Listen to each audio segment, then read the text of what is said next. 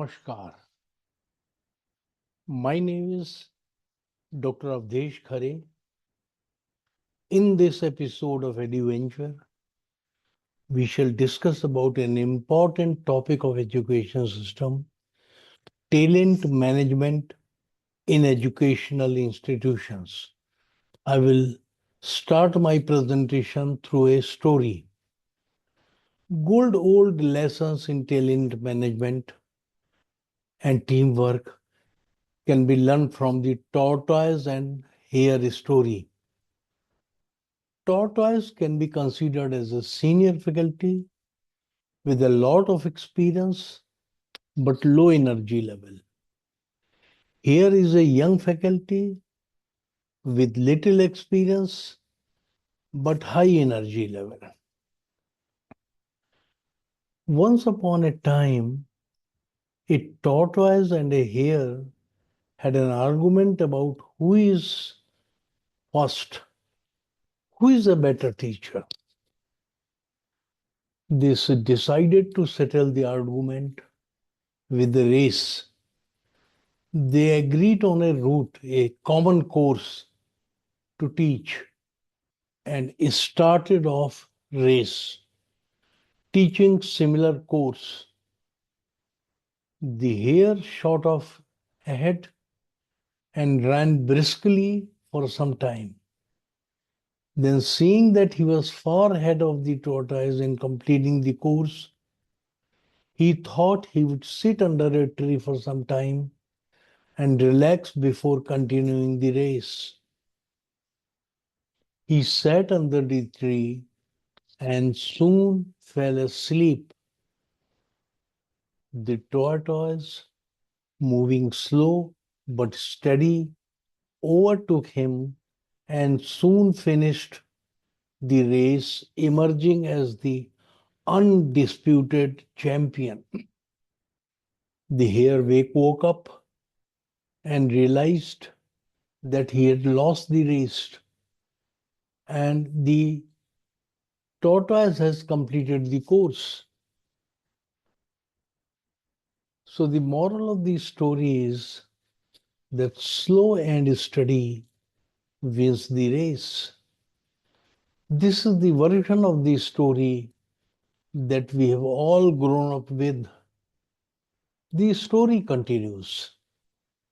The hare was disappointed young faculty at losing the race, and he did some soul searching and realized that he had lost the race only because he had been overconfident, careless, and lax.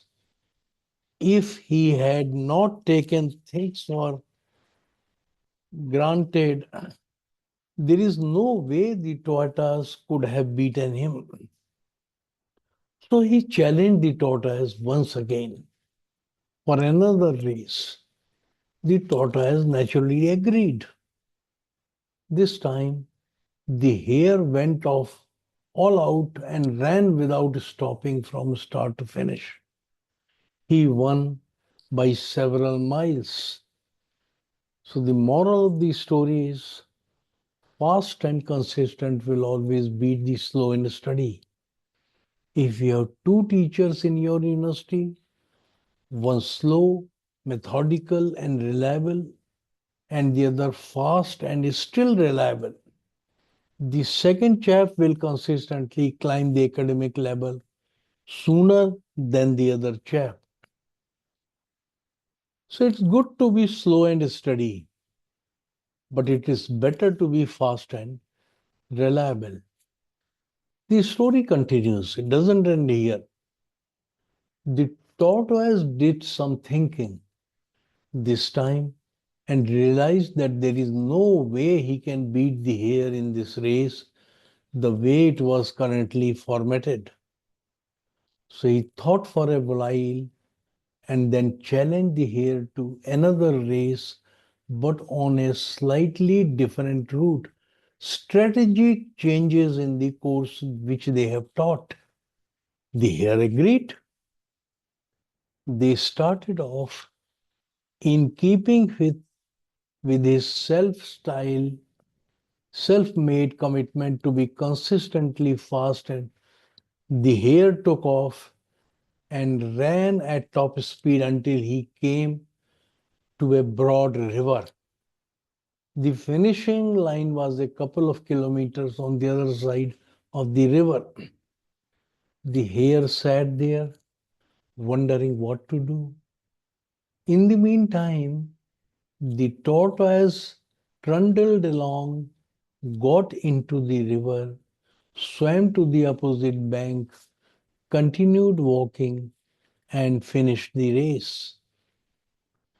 So, the moral of the story is first identify your core competency and then change the playing field to suit your competency. In the university, if you are a good speaker, make sure you give presentations that enable the senior management to notice you. If your strength is analysis, make sure you do some sort of research, make a report, and send it upstairs. The story has not ended yet. The hare and the tortoise by this time had become pretty good friends, and they did some thinking together.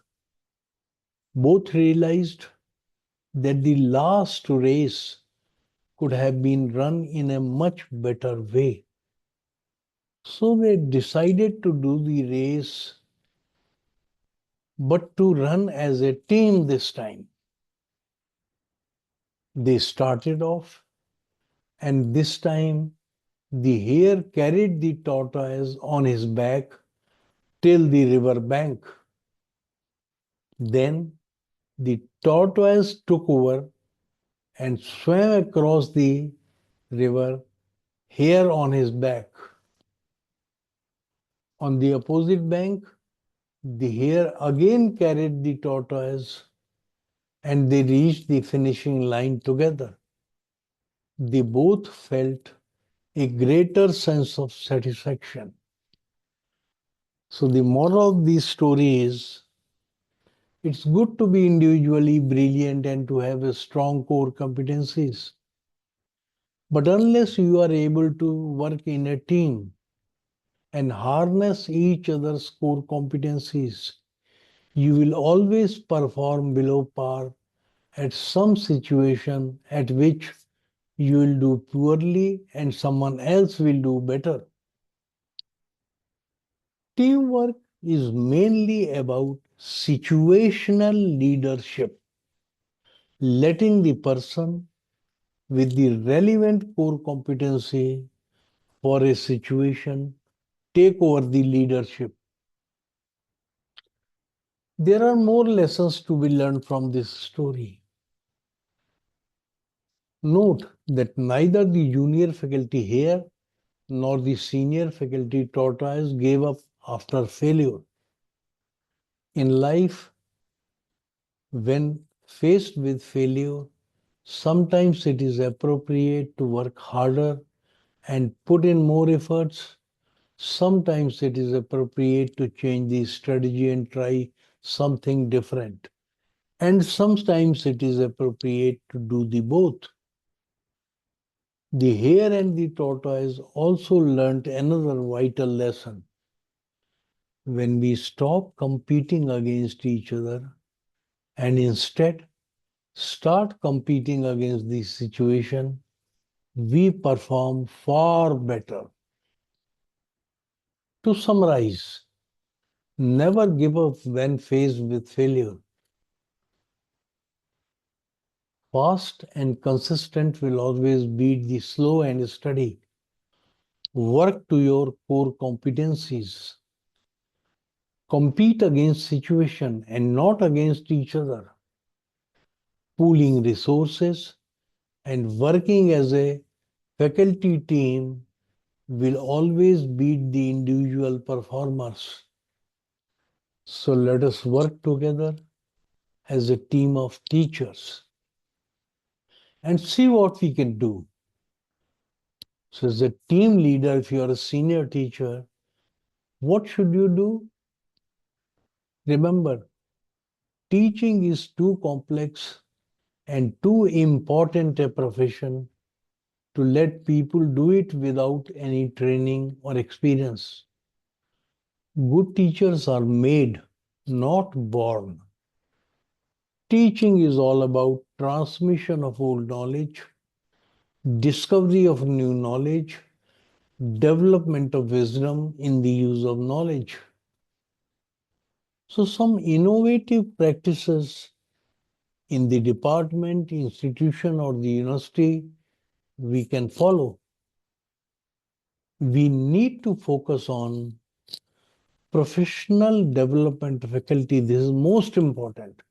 Professional development of faculty to retain the talent in the university and conduct induction and refresher FDP sessions on regular basis upon number one, each one teach one. So we decide that if you are a teacher who is expert in a subject, he should own another teacher and try to teach him. Group learning for conceptual topics. If there are some conceptual topics, difficult concepts, then let us sit down 5, 6 in a group and discuss about how to teach it. Then attending each other's class occasionally.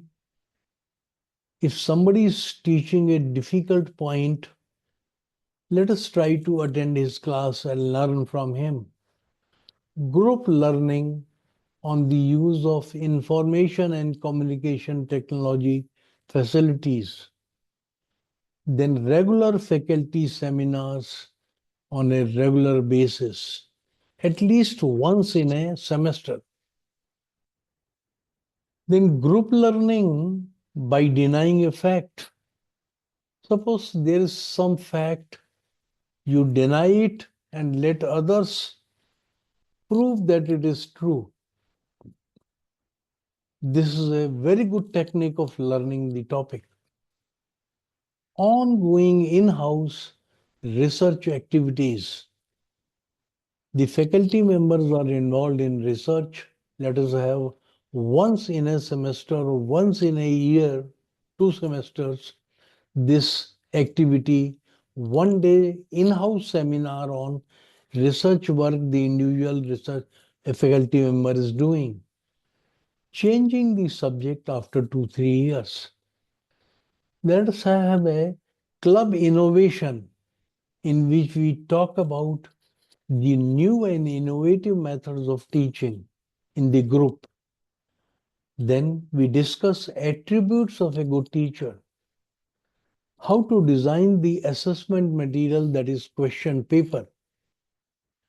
Then we talk about teachers' responsibility and the job profile and how do we go about it, how to handle it.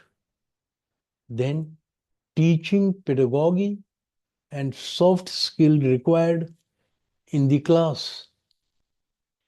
Assessment level of learning by student. Identifying the frequently asked questions in the course in the class. Devising alternate method of explaining a topic. Explaining any topic in brief. Innovation in delivery of lecture. Searching examples to be given to the students beyond the box.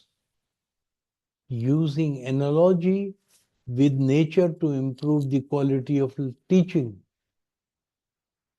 Now, as a senior faculty, we must accept our teammates for what they are and inspire them to become what they can be. Never miss a moment to encourage someone who works with you as a fellow faculty member. Remember, to triple the growth of your institution and university, double the growth of your own faculty team. You will never go wrong in doing what is right. A strong foundation at home sets you up for a strong foundation at work.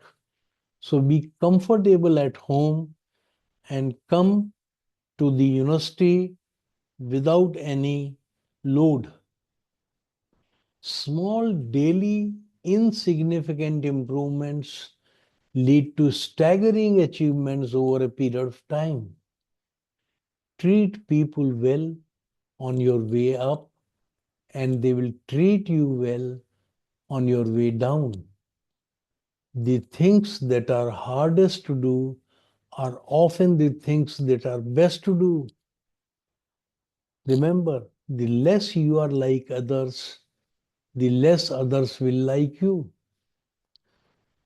Doing difficult things that you have never done will awaken the talent you never know you really had it. The best teachers are the most dedicated learners. Invest in your self-development that will bring fruitful results later in the career.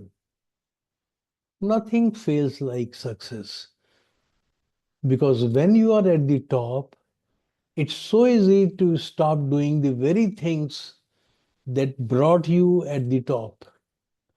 Excellence in one area is the beginning of excellence in every area. Remember, passion plus preparation. So, a passionate preparation and delivery is the performance. Every single faculty could be a genius at something if they practiced it daily for at least 10 years. The value of getting your goal lies not in reaching the goal, but what the journey reveals to you as the talent, strength, and capabilities. You can't be great if you don't feel great. So make your health as number one priority. You should be very healthy and peace of mind and peace of mind. The real reward for doing the best work is not the money you make, but the leader you become. Remember, the antidote is stagnation. If you're stagnating, pouring, feeling boredom in teaching, then try to innovate. Saying I will try really means I am not really committed. Say I will do. It generally takes about 10 years to become an overnight sensation, a good teacher. Excellence is E. If motivation is represented by M, one C represents competency and the other C is equal to commitment, then we have the famous Einstein's equation E is equal to mc square. Excellence is equal to motivation into competency into commitment. We, the team leaders, have to handhold and nurture our junior colleagues very tactfully so that they do not feel insulted while we are guiding them. Remember, tact is the ability to make a person see the lighting without letting him feel the bolt. A teacher informs, a good teacher explains, a superior teacher demonstrates, but an excellent teacher inspires to learn. I conclude the episode and thank all the viewers for participating in this program. We shall continue with EduVenture on every Tuesday in the year 2026 and beyond. Happy New Year to you all. Jai Hind.